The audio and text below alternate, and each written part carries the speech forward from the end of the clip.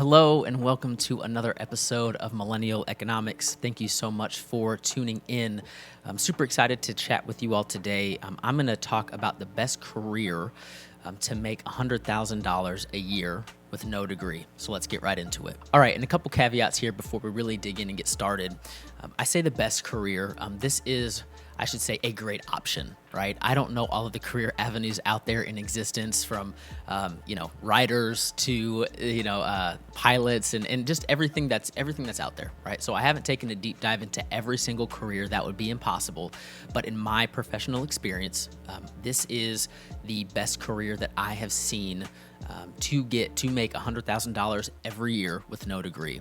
And the first thing I really wanted to get into and talk about is my story. Just to give you a little bit of background, I've always loved work. I've always loved to have a job. I've always loved to make money.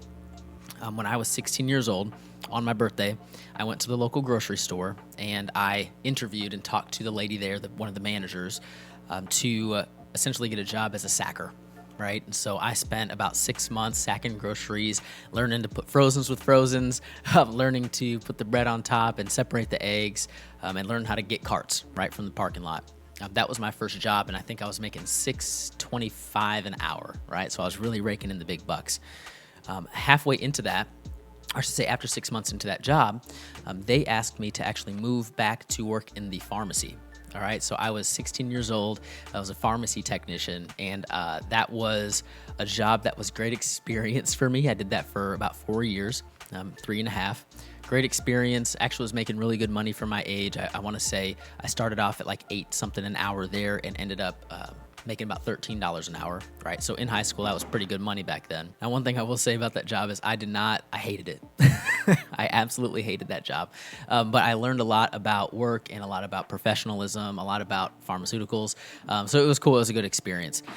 After that, I decided to do the free-spirited thing, and I sold all my stuff. I was still living with my parents at the time. Sold my stuff, took my dog, and drove 4,400 miles across the western half of the United States, visiting national parks, right? So I got to go up north to South Dakota and do the Badlands, and then I drove through Wyoming and did Yellowstone, and went over to Washington State and did Olympic National Park. It was a really, really cool experience. That being said, I quit my job when I did that. I was on the road for about 3 weeks. That's a long story that we'll probably have to do on another episode, but I ended up getting really sick on the road, and I kind of had ambitions that I would never return home, and ended up being home in 3 weeks. Long story short, but after that, kind of bring it back to work, I was waiting tables when I got back at California Pizza Kitchen. Okay. And that was my first. After doing that for a while, I kind of had my first opportunity for my real big boy job. I have no degree to this day. I have no college credits. And one of my roommates at the time was working at a company that just needed a customer support representative. All right, so I ended up accepting that position because it was more money than I was making waiting tables. And about 6 months into that career, into that job, they had kind of an open call for sales. I said, hey, usually you need to work in one specific job for 2 years before you can transfer, but we're looking to expand our sales team.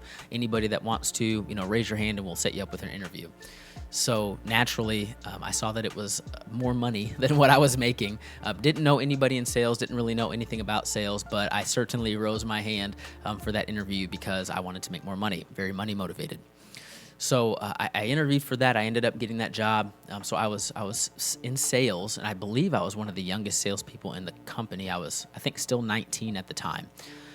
And that was kind of my introduction into sales. So to answer the question kind of early on here, kind of put the cart before the horse, in my estimation, and I'm still in sales in some capacity to this day, but in my estimation and what I've seen, sales is one of the best careers to choose if you're looking to make $100,000 a year or more, or much more, and you don't have a degree. Okay, so that's a little bit about me. I've been working in sales ever since then, so I'm 10, 11 years into this thing.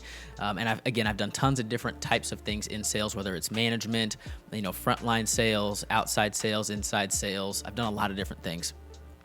But the amount of money that I've seen people make in sales is truly astronomical.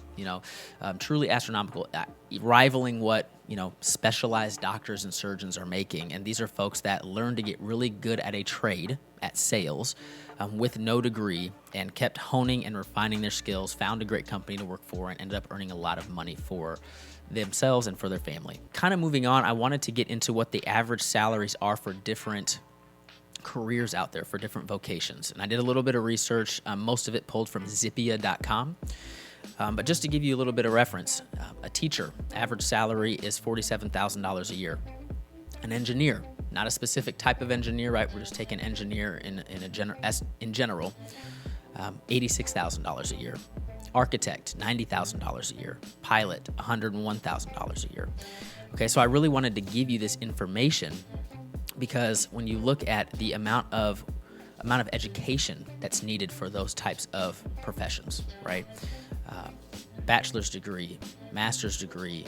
In the case of a pilot, a specialized school maybe plus a bachelor's degree. You're looking at tens of thousands of dollars in debt or more to be able to make those salaries. And again, does every salesperson make over $100,000 a year, especially starting out? Absolutely not. I didn't.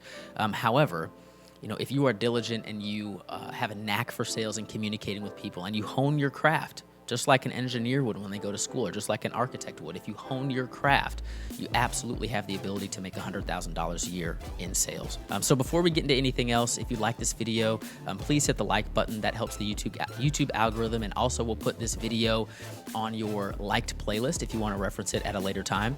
I'd also love it if you subscribed. I'm also going to give just a brief, because this is a personal finance channel, just a brief plug for Acorns. Acorns is a fantastic investing app for beginners especially, but I still use it to this day. I've been using it for 5+ years. If you are interested in starting investing, whether it's recurring investing or rounding up every transaction and investing the spare change into an account, I think Acorns is a great option. If you click the link in the description, you will get $5 added to your account absolutely free, and I'll get a little kickback from that as well. Okay, so moving on, how do you get in sales? So to give you a little bit of background too on why I think I'm qualified to talk about this, and why I think you are somebody, or I am somebody that you can listen to get this sort of advice. Where I find myself now, I have not only sold on the front line, but I've trained salespeople, I've managed salespeople, I've managed sales departments, okay? I've interviewed a lot of people for sales positions. I've seen very successful salespeople, I've seen not so successful salespeople. So I kind of have a well-rounded view in many different industries on how sales works. And so again, I wanted just to give a little bit of qualification so you know that I do kind of know what I'm talking about when it comes to this. All right, so how do you get into sales? Well, getting into sales actually is not all that hard, okay? You just have to remember that you have to come in pretty entry level in most cases, all right? So if you're looking to get into sales, I would recommend you look for an inside sales position. Those are typically the most entry level positions. And you're gonna look at larger companies, right? So some of them that come to mind in my area are freight brokers, or freight companies, insurance companies, marketing companies, any company that you are going to be active, software companies that you're selling a software, any company you're going to actively be calling out to folks or connecting with via LinkedIn or email. Those are the kind of companies that you really want to target. And again, you want to look for entry-level positions. If you don't have any sales experience, my recommendation is to get into a company that hires a lot of people, that there's, usually large training classes coming in pretty frequently, that is going to teach you how to sell. Okay, so your first position, it's not as important what the salary is. It's more important, how are they going to tee you up for success later on? Because this initial position is not going to be the final thing for you, right? I had an experience with some entry-level sales organizations, or positions, I should say, where the organization, it wasn't a great fit, it wasn't my favorite thing to do in the world, but they really taught me the fundamentals of selling. And if you think sales is just communicating and talking to people and hoping for the best, you're wrong. There is a lot of psychology into sales, what you say, how you say it, when you follow up, how to present, how to ask questions. There's a lot of things that go into a successful sales individual. So find a company that is going to train you well, and look for an inside sales position, because those are typically the entry-level positions. Don't be afraid to apply to these positions if you don't have any sales experience. That's okay. That's what these entry-level positions are for.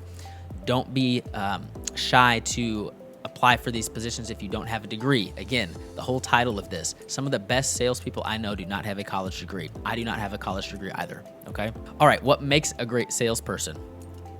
Most people think the chattiest person in the room is gonna make the best salesperson, right? And that's not always the case. It can be, but that's not always the case. If you have a knack for being able to communicate well and can pick up on human emotions well, right? I always say EQ over IQ.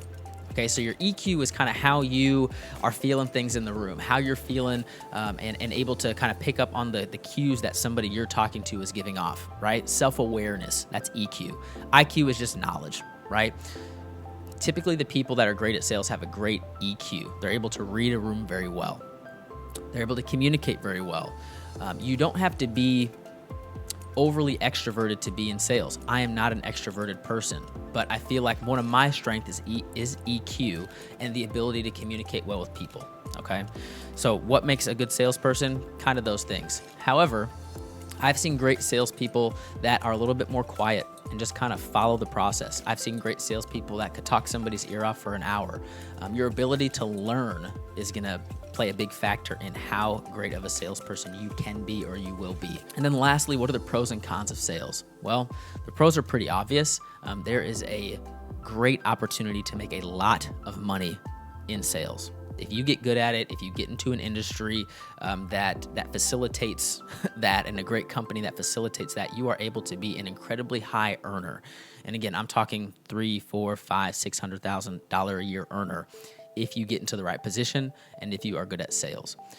Also, as you become more tenured in sales, yes, there are some positions that require a lot of your time, even outside of the typical 8 to 5 work week.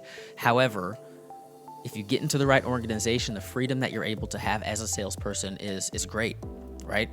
Yes, you're going to be answering to customers and you're kind of on their schedule. However, if you are a good earner for a company, that company is going to be more willing to give you freedom to take some extra PTO days or take a long lunch or, be able to work remotely for some time, especially nowadays. Working remote in sales is absolutely feasible. So that's a huge pro of working in sales. Some cons, sales can be a grind, especially early on in your career when you're cold calling, when you're reaching out to 50, 60, 70 people a day, when you're trying to build that pipeline up, when you're trying to learn how to even do the job. Sales can absolutely be a grind. Also, a con is there are a lot of companies out there that are not great at keeping salespeople on. It is burnout in sales is very real. So you need to be able to navigate, what company you're going to be able to thrive in for a long time. And it might take you a couple tries for that. So I hope this was somewhat helpful. I wanted to make this video brief.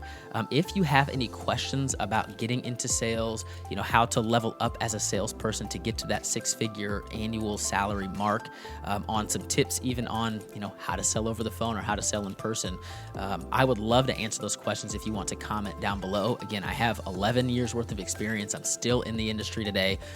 But yeah, thank you so much for tuning into this video, and we will talk very soon.